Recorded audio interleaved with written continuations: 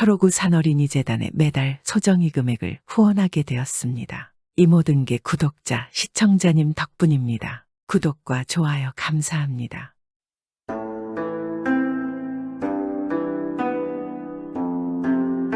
옛날 옛적에 돌쇠라는 성심이 착한 사내가 살았습니다. 돌쇠는 산골 마을에 살았는데 그러던 어느 날 돌쇠는 사람들이 많은 도성으로 가서 살고 싶어졌습니다.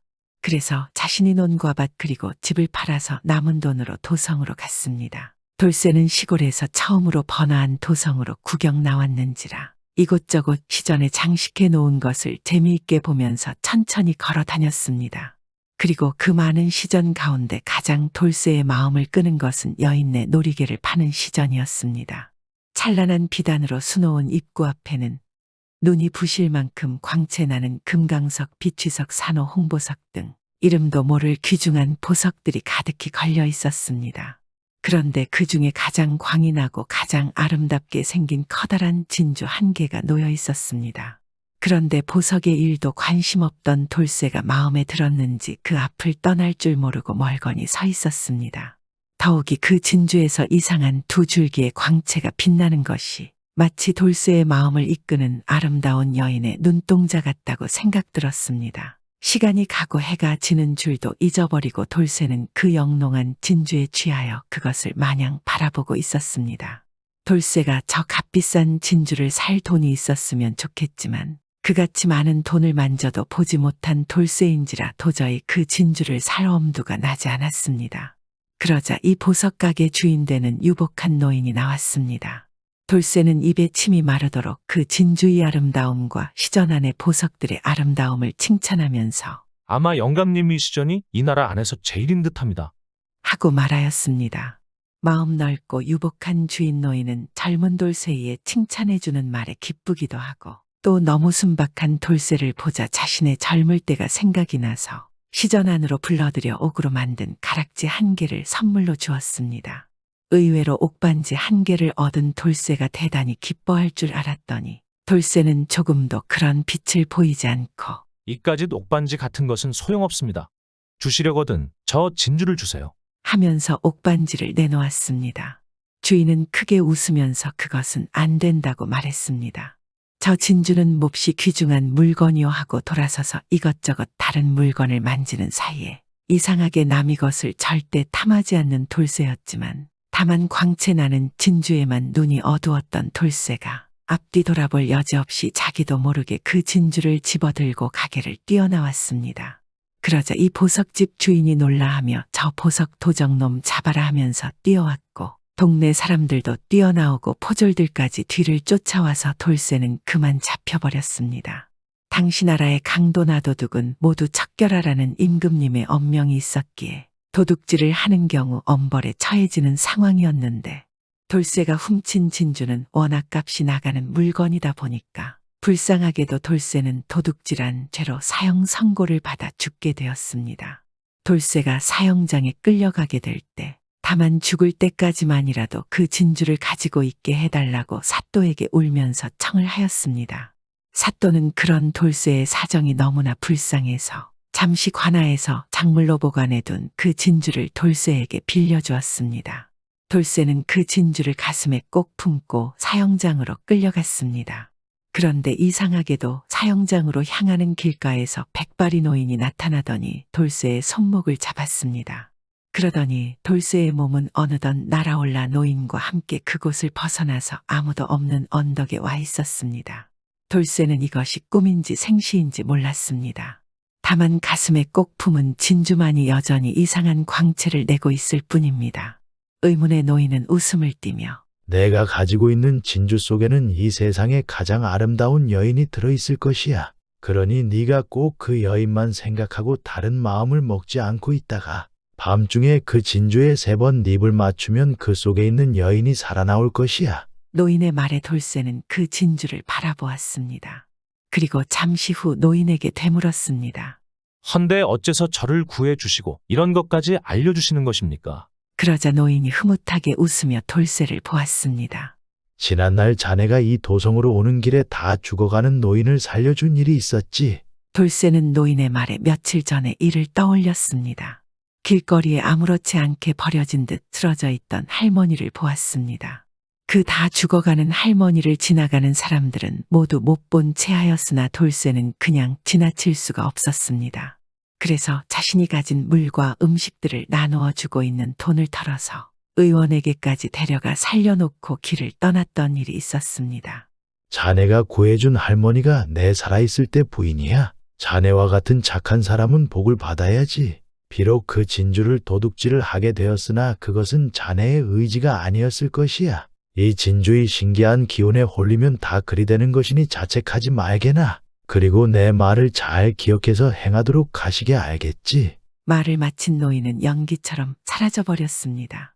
돌쇠는 그 신기한 상황에 기쁜지 무서운지 마음을 알 수 없을 만큼 놀랐습니다. 하지만 이내 정신을 차렸고 그때부터 곁눈질 한 번 하지 않고 노인의 말대로 한마음 한뜻으로 진주 속의 여인이여 살아나라 살아나라 하고 생각만 하였습니다.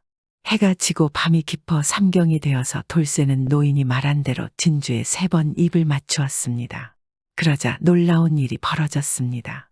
진주에서 구름 같은 연기가 무럭무럭 나오더니 그 가운데로 너무나 아름다운 여인이 나타났습니다. 나는 이 나라 임금님의 무남동녀 외동딸이었습니다. 그런데 고약한 못된 도사가 궁에 들어와서는 그의 술법으로 이 진주 속에 가두었습니다. 알 수는 없지만 어렵고 신비한 방법이 아니면 다시 이 세상에 나올 수가 없을 것이라 말했습니다. 그 방법을 도무지 알 수가 없습니다. 말을 마친 아름다운 여인은 다시 진주 속으로 사라졌습니다. 돌쇠는 예쁜 공주를 이 세상에 다시 나오게 할 방법을 궁리하고 찾기 위해서 일어섰습니다. 하루가 가고 이틀이 가고 달이 바뀌고 해가 바뀌도록 돌쇠가 한결같이 그 진주를 품고 세상을 돌아다니면서 진주 속에 갇힌 공주를 구할 수단을 찾으려고 노력했습니다. 그러나 못된 도사의 술법으로 갇힌 공주를 구원해줄 방도를 조금도 찾을 수 없었습니다. 그러던 어느 날 돌쇠는 돌아다니다가 어느 물가에 앉아서 흘러가는 강물을 바라보며 근심하는 얼굴로 한숨만 쉬고 있었습니다. 그러다 진주를 꺼내 얻으러 입을 맞추면서 아, 이 속에 갇혀있는 공주님을 구하질 못하는구나 하고 탄식만 할 뿐이었습니다. 그런데 문득 뒤에서 그 진주를 나에게 팔아라 하는 소리에 깜짝 놀라 돌아보니까 훌륭한 의복을 입고 많은 부하들을 거느린 사내가 서 있었습니다. 돌쇠는 그 위험에 놀라서 어찌할 바를 모르는데 이 사내가 하는 말이 그 진주를 보니 나의 사라진 귀한 딸의 눈동자에서 나오던 그 빛과 똑같은 광채가 나는구나. 그것을 보고 있으니 내 딸 생각나는구나. 그 진주를 나에게 팔아라 하고 말했습니다. 돌쇠는 기가 막혀서 이 진주는 이 나라 땅을 다 나에게 준데도 팔지 못하겠습니다. 만약 내가 죽으면 무덤 속까지라도 가지고 갈 터이니 결코 내어드릴 수가 없습니다. 그러자 사내가 대단히 성을 내며 부하들에게 저놈을 잡고 저 진주를 빼앗아 와라 하고 호령을 하였습니다. 사내의 힘센 부하들이 우르르 몰려 들어와서 돌쇠를 얼싸안고 그 귀하고 귀중한 진주를 빼앗으려 하였습니다. 이 진주는 돌쇠가 목숨보다 더 귀하게 여기고 한시도 몸에서 떼어 놓지 않은 귀중한 것입니다. 돌쇠는 내가 가지지 못할 바에야 남의 손에 빼앗기기는 싫다 하는 생각이 들었습니다. 돌쇠는 그같이 귀중한 진주를 단호히 결심하고 강물에 내던져 버렸습니다. 그리고 나는 이 세상에 살아서 무엇을 하려 하는 생각에 자신을 끌어안고 있는 사내의 부하의 칼을 빼내어 스스로 가슴을 찔러 목숨을 끊으려고 하였습니다. 그런데 그때였습니다. 갑자기 하늘에서 환한 빛이 내려와서 진주가 빠진 강물에 내비쳐졌습니다. 그러자 강물 위로 진주가 떠올랐고 그 진주 속에 갇혀있던 공주가 나타났습니다. 돌쇠는 깜짝 놀라서 죽으려던 것을 멈추었습니다. 그리고 돌쇠에게서 그 진주를 빼앗으려던 사내가 아니 이럴 수가 내 딸이여 하고는 진주에서 나온 여인을 와락 끌어안았습니다. 이 사내가 바로 공주의 아버지이자 이 나라의 임금님이었던 것이었습니다.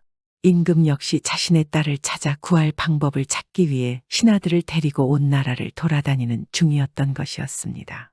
공주는 다시 돌쇠의 앞으로 와서 당신의 덕으로 오랫동안 도사의 술법 때문에 갇혔던 내가 살아났습니다. 이 모든 것이 돌쇠 당신 덕분입니다. 하고 돌쇠에게 너무 고마워하는 것입니다. 저는 공주님을 살린 것이 아니라 도리어 공주님을 물속에 던져버린 죄인이올시다. 하고 돌쇠가 말했습니다. 공주는 환하게 웃으며 아닙니다. 당신께서 목숨보다 더 귀하게 여기던 그 진주를 가차없이 내버리신 그 행동이 곧 나를 진주에서 빠져나가게 하는 방법이었던 것입니다. 그만큼 당신이 이 생이 하늘을 움직이게 한 것입니다. 하며 돌쇠의 행동을 다시 치하하였습니다. 임금님 또한 몹시 기뻐하면서 후에 돌쇠와 그 공주를 혼인을 시켰습니다. 그리고 임금님은 아들이 없었기에 사위가 된 돌쇠를 자신의 후계자로 봉하였습니다. 돌쇠는 그렇게 예쁜 공주와 혼인도 하고 이 나라의 후계자가 되어 많은 자식들을 낳고 오래오래 행복하게 잘 살았습니다.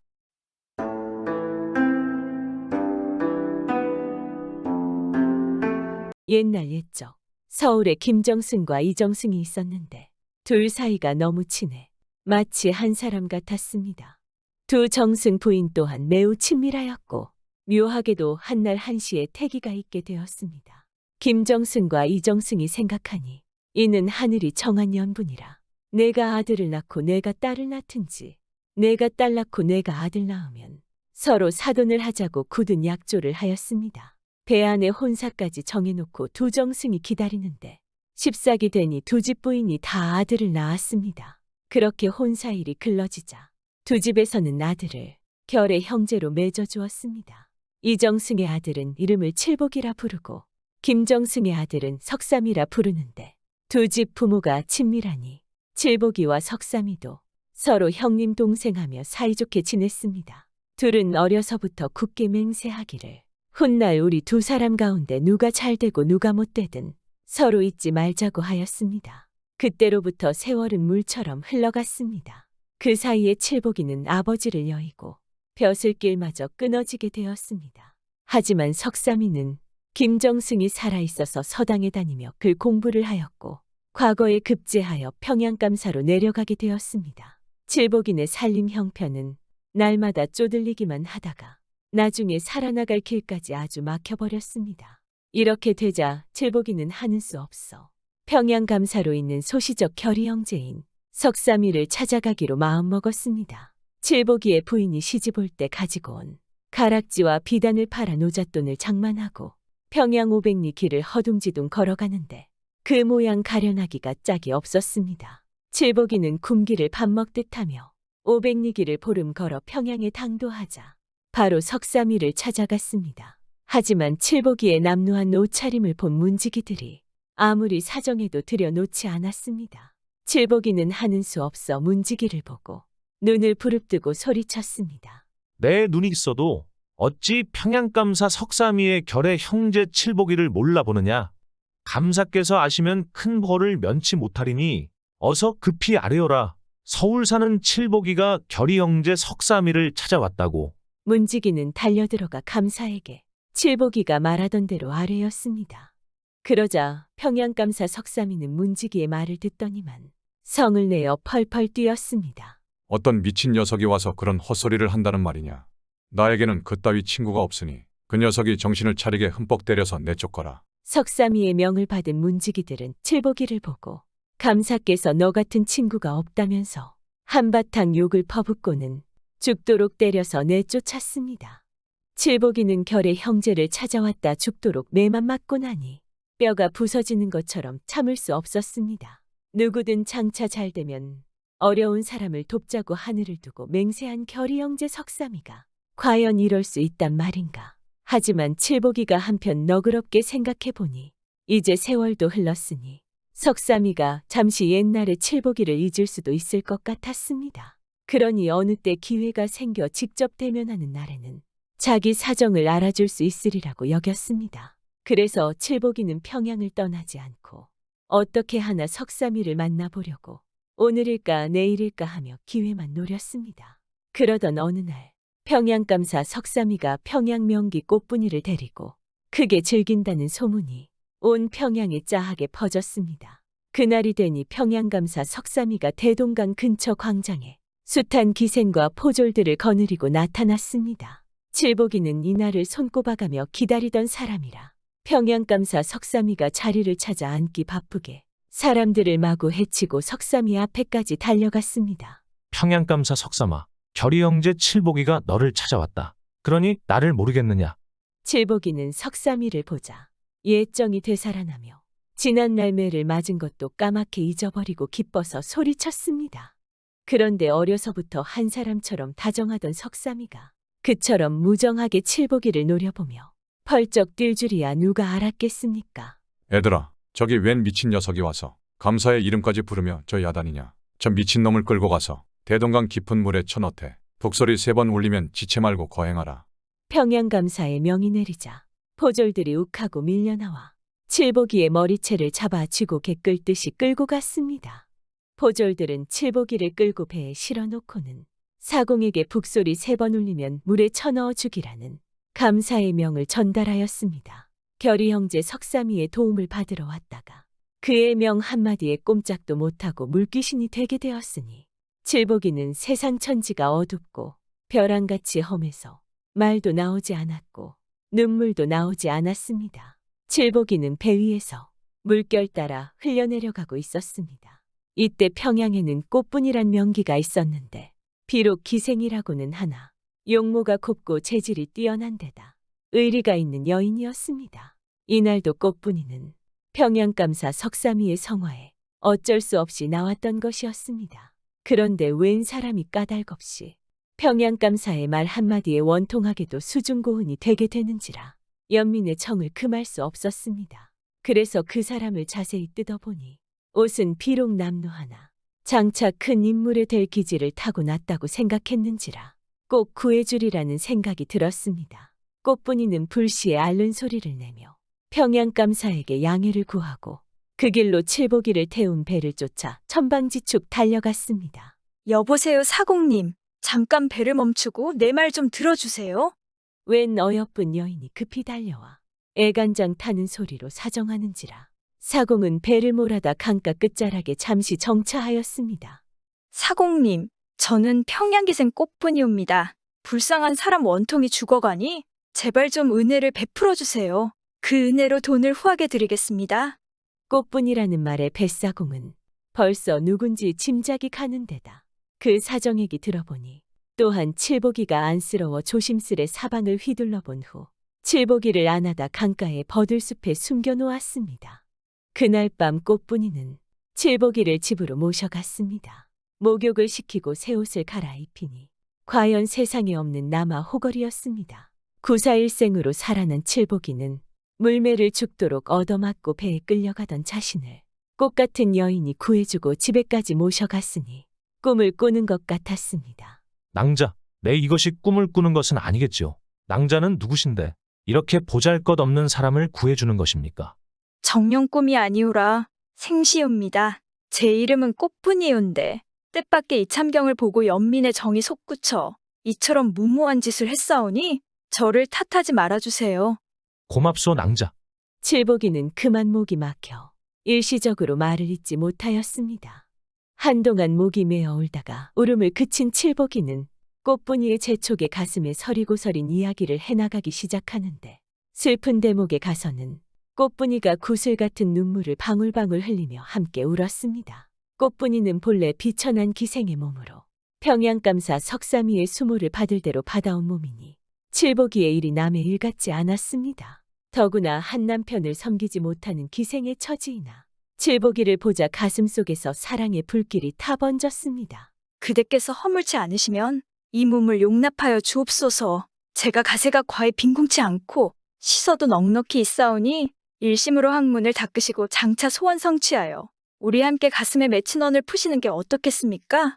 이렇게 되어 칠복이는 꽃분이를 소실로 삼고 꿀같이 달콤한 나날을 보내게 되었는데 꽃분이 또한 시서에 능하여 둘이 함께 배우니 세월은 눈 깜짝 사이 어느덧 3년이나 흘러갔습니다. 그러던 어느 하루 칠복이가 책을 펼쳐놓고 공부를 하자니 그날따라 고향 생각이 나서 견딜 수가 없었습니다. 고향을 등지고 집을 떠난 지 3년이 되었으니 그 사이에 늙으신 어머니와 불쌍한 아내는 얼마나 고생하였을까.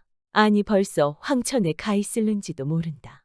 칠복이는 어머니와 아내 생각을 하니 저절로 눈물이 두 볼을 타고 흘러내렸습니다. 이렇게 칠복이가 한창 슬피 우는데 꽃분이가 들어왔습니다. 도련님께서는 어이하여 이렇게 슬피 우십니까?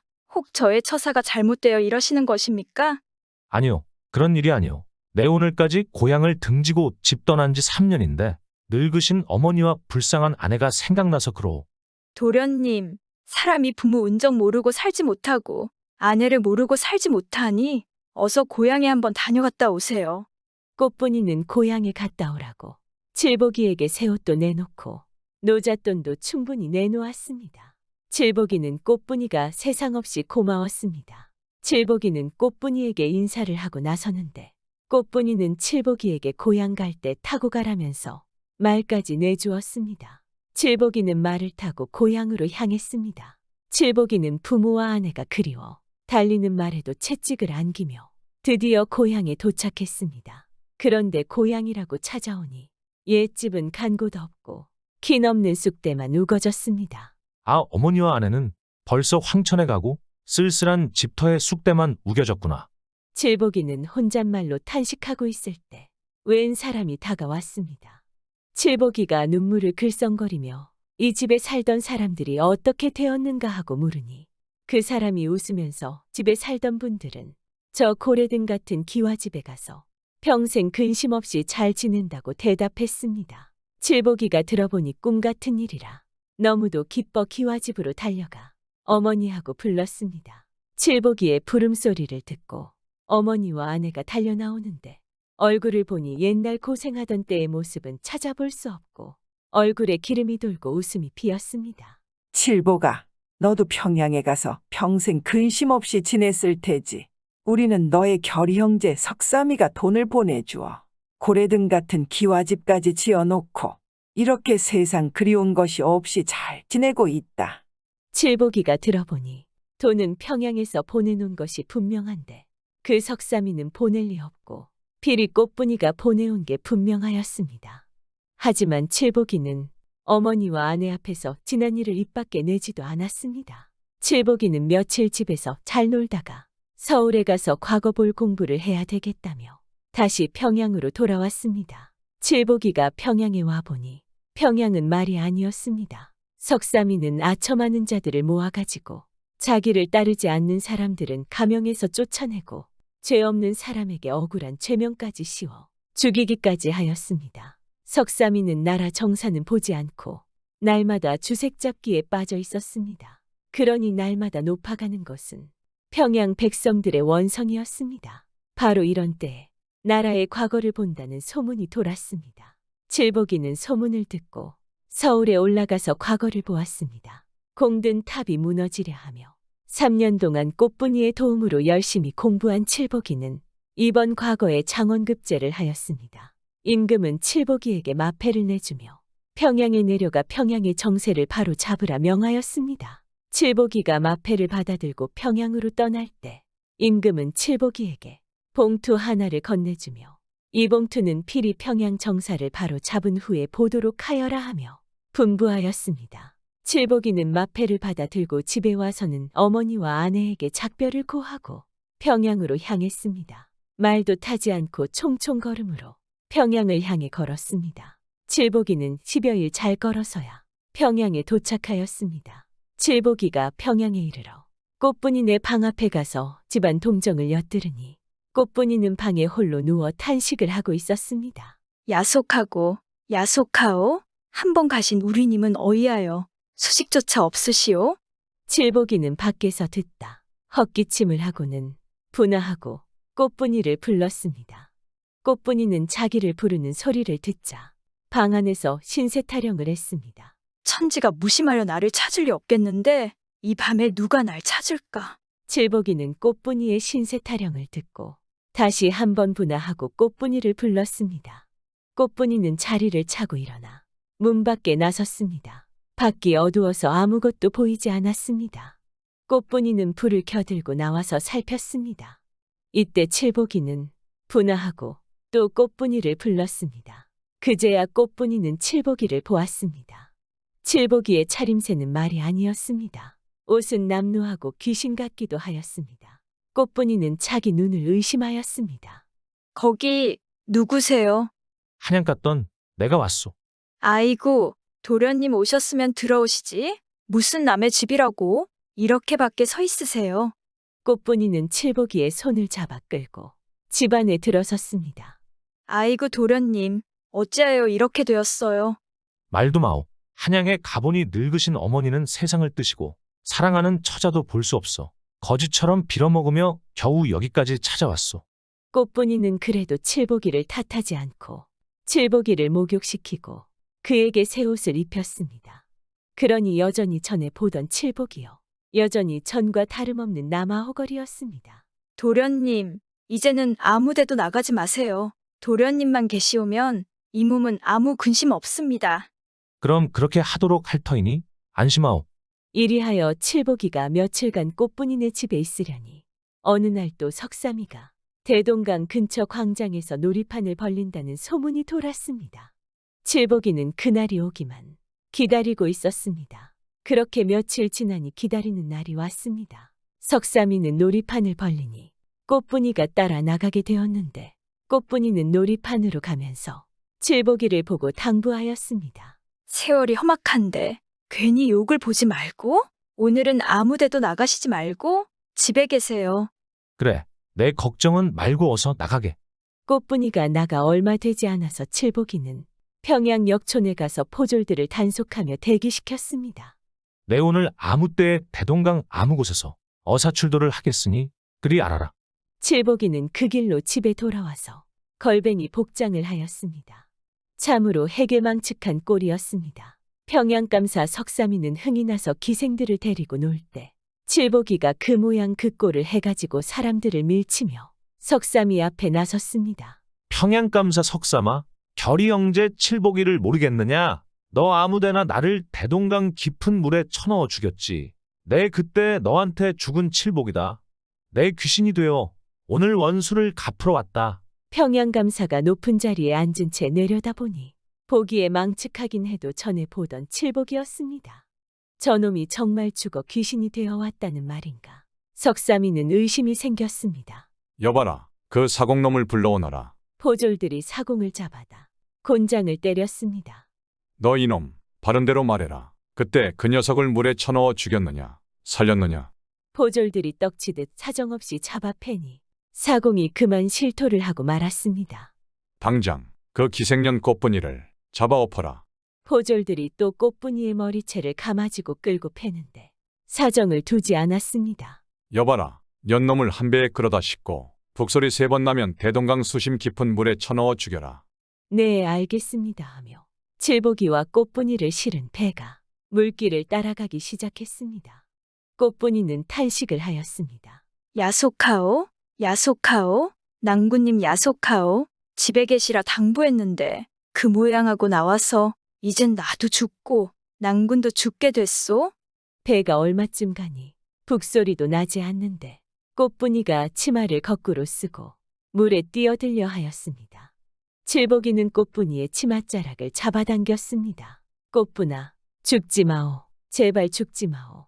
하늘이 무너진데도 살구멍은 생긴다는데 죽지 마오. 꽃분이는 칠복이의 말을 듣지 않고 물에 뛰어들어 죽자고만 하였습니다.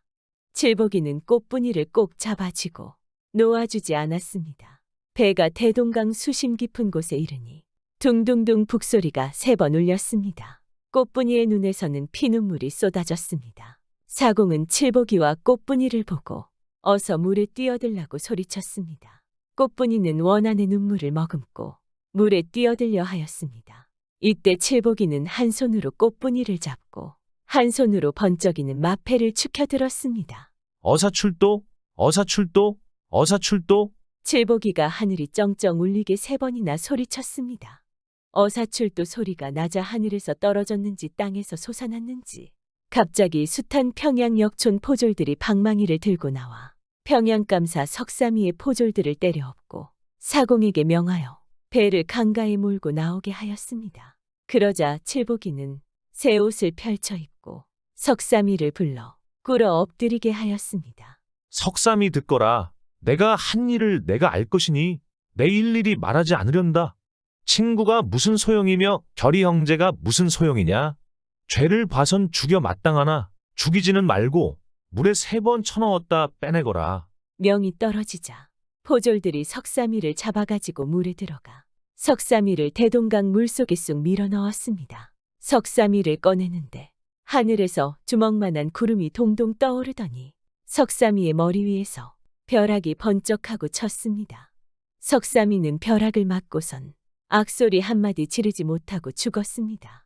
칠복이는 석삼이를 처단하자 임금의 받은 봉투를 뜯었습니다. 봉투 속에는 칠복이를 평양감사로 봉한다는 어명이 들어 있었습니다. 칠복이는 평양감사가 되어 얼마나 치정치사를 잘하는지 평양 백성들은 저마다 칠복이를 찬양하였습니다. 칠복이가 평양감사로 있게 되자 정사를 바로 잡은 후 서울에 있는 늙으신 어머니도 모셔오고 고생고생하며 살아온 아내도 평양에 데려왔습니다. 꽃분이는 칠복이의 후실로 들어가서 늙으신 어머님을 받들어 모시고 진심으로 섬기었는데 전실과도 얼굴 한번 붉히지 않고 잘 지냈습니다.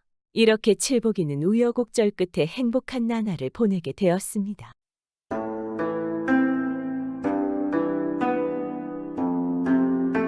옛날 옛적에 어느 마을에 농사꾼 돌쇠가 살았습니다. 돌쇠는 아주 착하고 아주 열심히 농사를 지었습니다. 그런데도 살림이 나아지지 않고 점점 먹고 살기 힘들었습니다. 돈깨나 있는 양반들의 논을 빌려서 농사를 짓고 수확한 쌀을 거의 다 주다시피 했습니다. 그래도 돌쇠는 언젠가는 자신의 논밭을 가질 수 있다고 생각을 했습니다. 하루는 돌쇠가 오랜만에 장터에 갔습니다. 그곳에서 어려서부터 친구인 칠복이를 만났습니다. 칠복이도 농사를 짓지만 게을렀고 허구한 날 술 마시고 노는 게 일이었습니다. 그럼 부인과 아이들이 얼마나 힘이 들었겠습니까? 칠복이는 오늘도 변함없이 주막에서 혼자 술을 먹고 있었습니다. 칠복이가 돌쇠를 보자 반기며 돌쇠 아닌가? 오랜만에 봤는데 우리 술 한잔 해야 하지 않겠나? 칠복이가 오랜만에 만난 회포를 풀자며 술을 한잔 하자고 청하였습니다. 그럼 좋지. 오늘 같은 날이 아니면 언제 술을 마시겠나? 그렇게 돌쇠는 친구 칠복이와 함께 주막에서 그간 서로 살던 이야기를 나누며 술을 마셨습니다. 그런데 너무 신이 난 나머지 술을 한잔 한다는 게 그만 취할 정도로 너무나 많이 먹게 되었습니다. 이러다가 날이 저물겠네. 그만 마시고 다음에 또 만나자고 난이만 가야겠네. 돌쇠는 칠복이에게 그리 말하고 집으로 발걸음을 돌렸습니다. 아무래도 술에 취해서 집에 돌아가는 길이 영 힘들지 않겠습니까? 그리고 날도 어두워지니 어둑어둑한 고개를 넘다가 너무 힘들어서 나무 밑에 잠시 앉았습니다. 아이고 이런. 이거 술을 너무 많이 마셨구만. 이러다가 이거 집에도 못 가고 밖에서 노상을 하게 생겼구만. 돌쇠는 그렇게 생각하고 발걸음을 다시 떼려고 하였습니다. 그런데 갑자기 졸음이 쏟아졌습니다. 왜 이리 졸리는 거야? 잠깐만 눈을 붙여볼까? 돌쇠는 나무 밑에 잠시 누웠습니다. 그리고 눕자마자 그대로 깊게 잠이 들어버리고 말았습니다. 그런데 한참 자다 보니 뭔가 이상한 것이 느껴졌습니다. 얼굴이 싸늘해지고 축축한 기운이 돌았습니다. 잠결에 뭔가 싶어 눈을 가만 떠보니 이게 웬일입니까? 커다란 호랑이 한 마리가 꼬리에다 물을 묻혀가지고는 돌쇠의 얼굴에 뿌리고 있던 것이었습니다.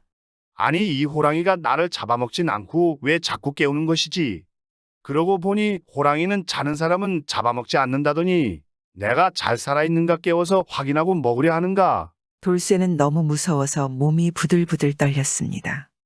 하지만 호랑이가 만약에 자기가 깬 걸 알면 바로 잡아먹을 테니 계속 자는 척하고 있을 수밖에 없었습니다. 그렇게 한참을 자는 척을 했지만 언제까지 그러고 있을 수는 없지 않겠습니까? 평소라면 할 수 없는 생각이었지만 마침 술에 취해서 없던 용기가 나왔습니다. 이왕 죽을 바에는 놈과 한번 싸워보기라도 해야겠다. 어차피 죽는 건 마찬가지니 말이야. 돌쇠는 실눈을 뜨고 호랑이가 하는 행동을 잘 지켜보았습니다. 호랑이는 언제 이 사람이 깨어날까 열심히 물을 묻혀서 꼬리를 휘두르느라 정신이 없었습니다. 돌쇠는 그렇게 생각하며 물을 뿌리고 있는 호랑이의 꼬리를 얼른 손으로 낚아채 했습니다. 그리고 호랑이가 당황하여 어쩔 줄을 몰라 하고 있을 그때 바로 펄쩍 뛰어서 호랑이의 등에 올라탔습니다. 호랑이는 깜짝 놀라지 않겠습니까?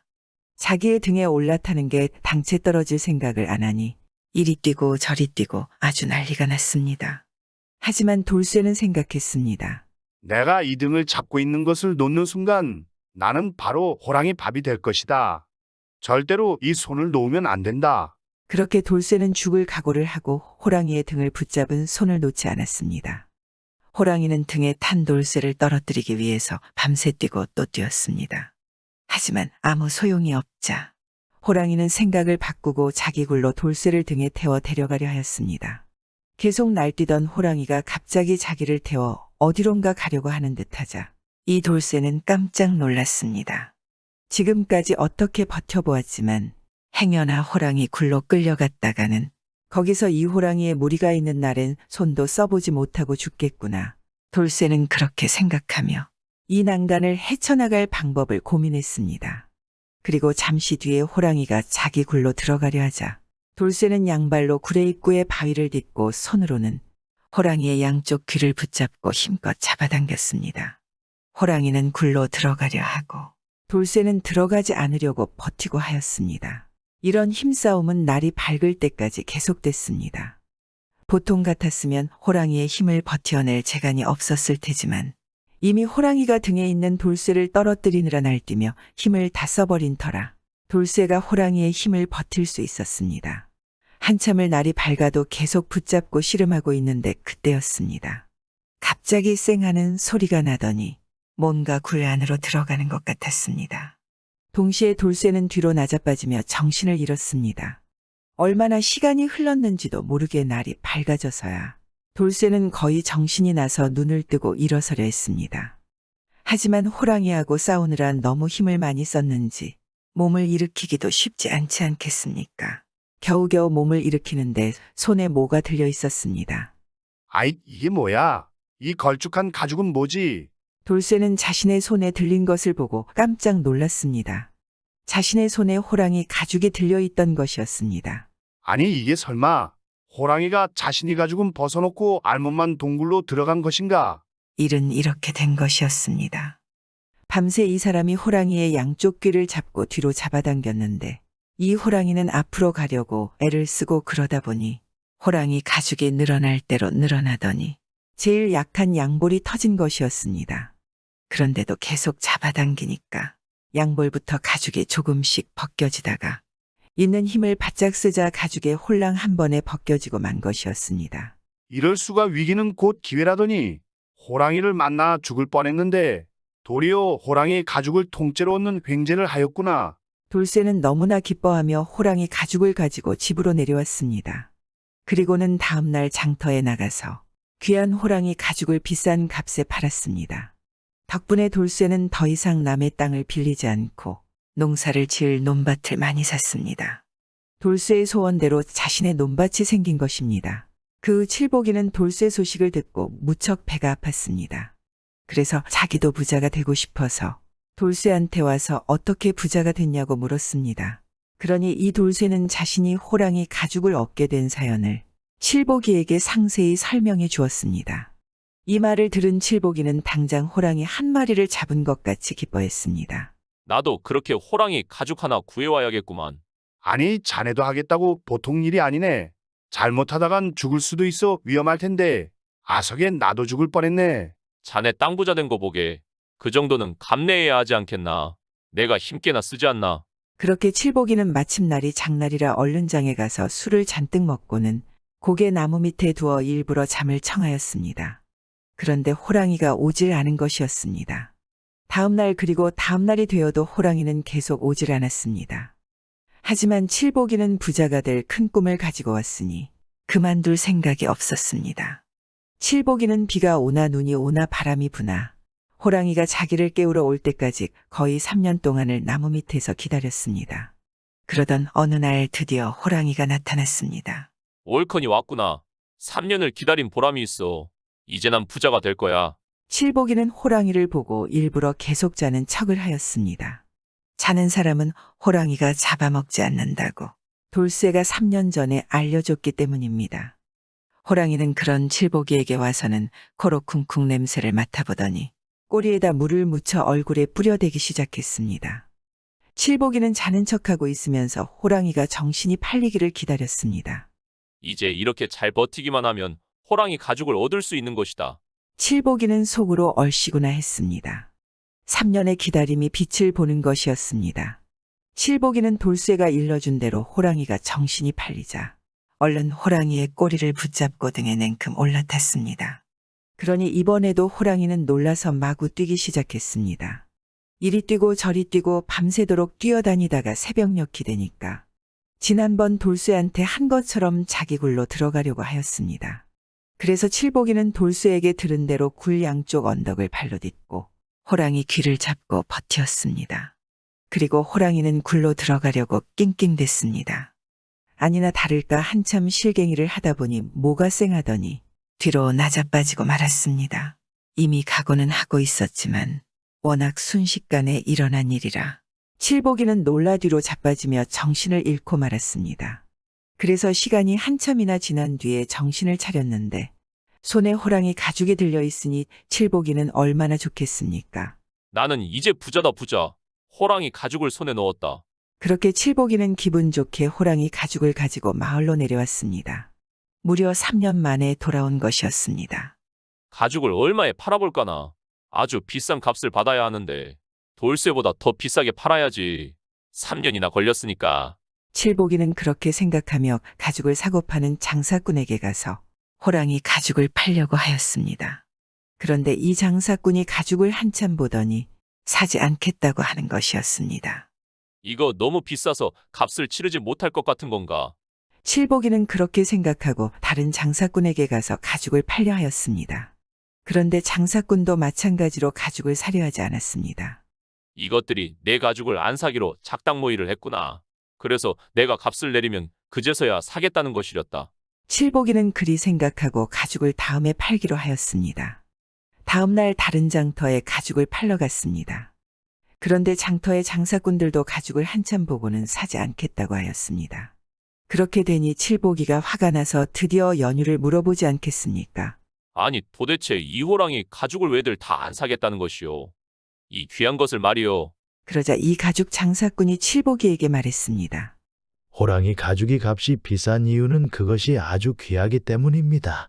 그런데 이 가죽은 일전에 이것과 아주 똑같은 통가죽이 있는지라 제대로 된 값을 받을 수 없는 물건이지요. 가죽이 너무 얇아서 쓸 데가 없습니다. 칠복이는 말을 듣고는 자리에 주저앉았습니다. 아니 이럴 수가. 칠복이가 벗긴 가죽은 바로 3년 전 돌쇠에게 가죽이 몽땅 벗겨져 알몸으로 도망갔던 호랑이의 가죽이었던 것입니다. 그동안 다시 털이 돋아나서 다시 생긴 두 번째 가죽이었습니다. 칠복이가 3년 동안 고생한 보람이 한순간에 사라져 버린 것이었습니다. 결국 칠복이는 호랑이 가죽을 팔지 않고 좋아하던 술도 끓고 농사일에만 몰두했습니다. 그러다가도 딴 생각이 나면 호랑이 가죽을 보고는 마음을 다시 세우고 열심히 살았습니다. 칠복이도 몇 년은 논밭도 사고 남부럽지 않게 살았습니다. 호랑이 가죽의 돌쇠와 칠복이의 인생을 바꿔놓지 않았겠습니까? 요즘에도 성실하게 사는 것보다 요행을 부리는 사람들이 있습니다. 이런 사람들은 한 번도 호랑이 가죽을 가져보지 못하지 않겠습니까?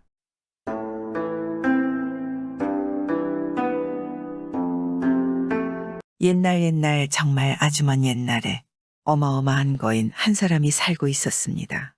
그 사내의 이름은 돌쇠였습니다. 이 돌쇠가 어찌나 컸는지 돌쇠가 앉아 있으면 하늘을 날던 새가 돌쇠의 머리에 부딪히곤 할 정도였습니다. 이렇게 몸집이 크니까 먹는 건 얼마나 많이 먹었는지 남들 먹는 양의 100명분의 양은 눈 깜짝할 사이에 먹어치우곤 했습니다. 물론 많이 먹는 만큼 힘도 아주 셌습니다. 돌쇠는 사람들이 몇 명씩 와서 들어도 못 드는 바위를 툭툭 한 손으로 들어가지고는 하늘로 던지고 밭길질을 하며 놀았습니다. 그런데 돌쇠는 언제나 배가 고팠습니다.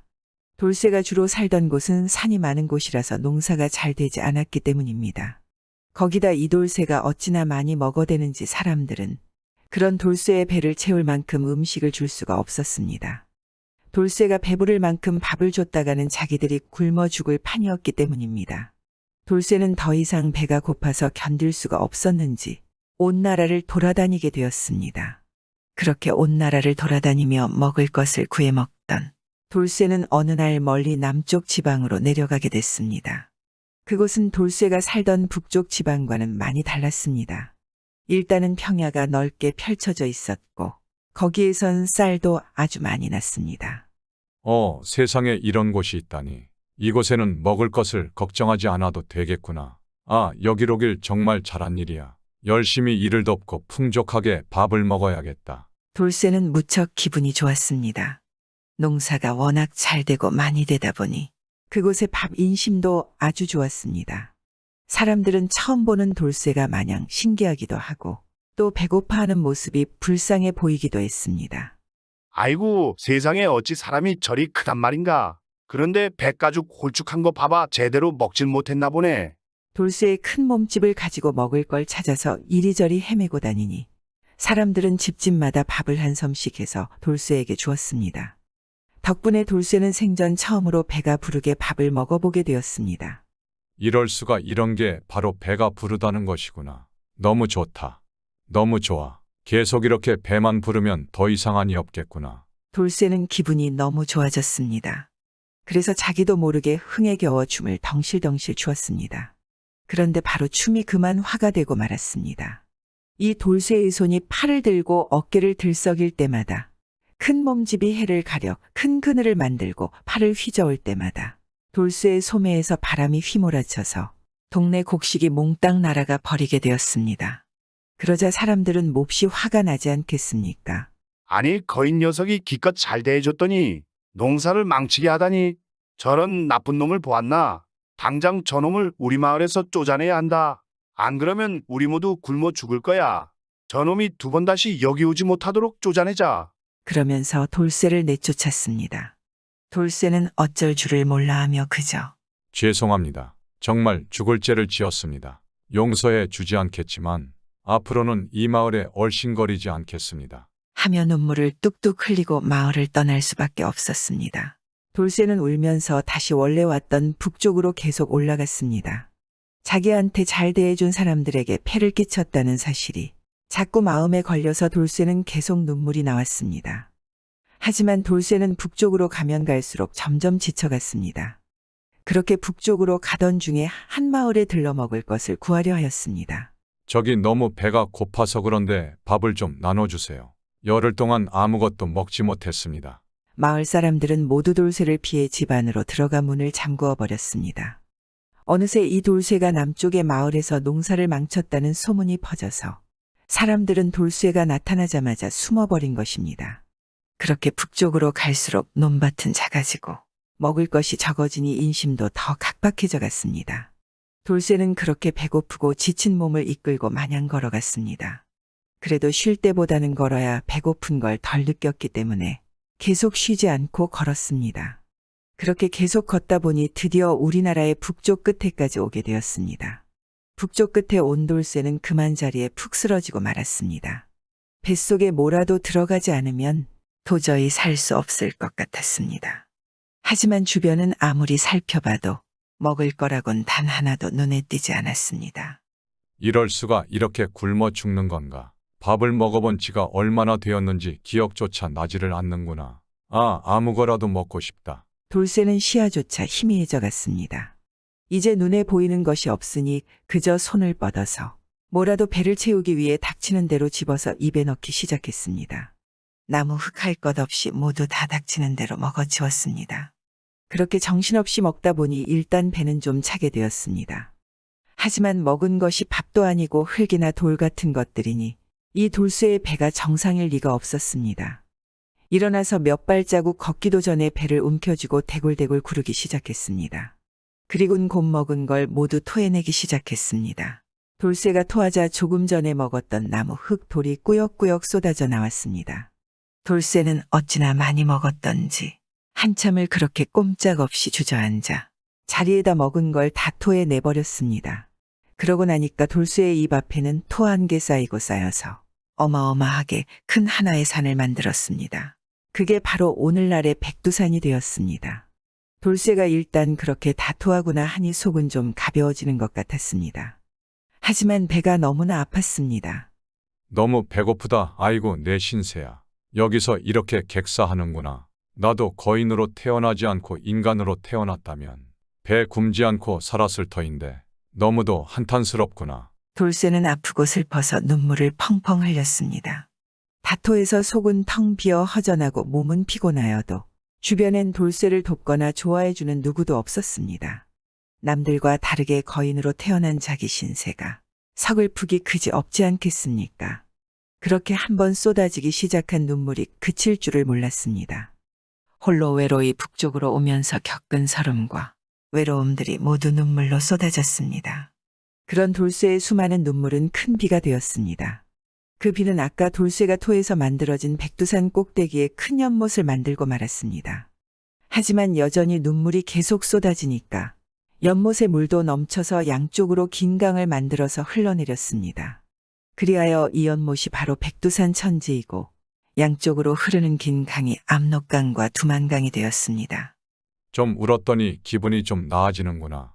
이제 이 세상과 하직할 날이 온 것 같구나. 돌쇠는 마음속에 남은 서름과 외로움을 날려버리려 한숨을 크게 쉬고 한 번 내쉬었습니다.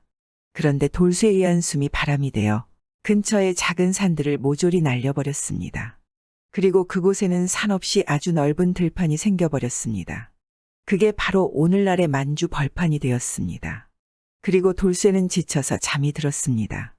아주 편하게 자리에 엎드려서 잠들었습니다. 그리고 돌쇠는 2번 다시 잠에서 깨어나지 않았습니다. 오랜 시간이 지나면서 돌쇠는 점차 흙과 모래로 변해갔습니다. 그렇게 돌쇠의 팔과 다리는 산맥이 되었고 넓은 등은 한반도의 지붕이라는 개마고원이 되었다고 합니다.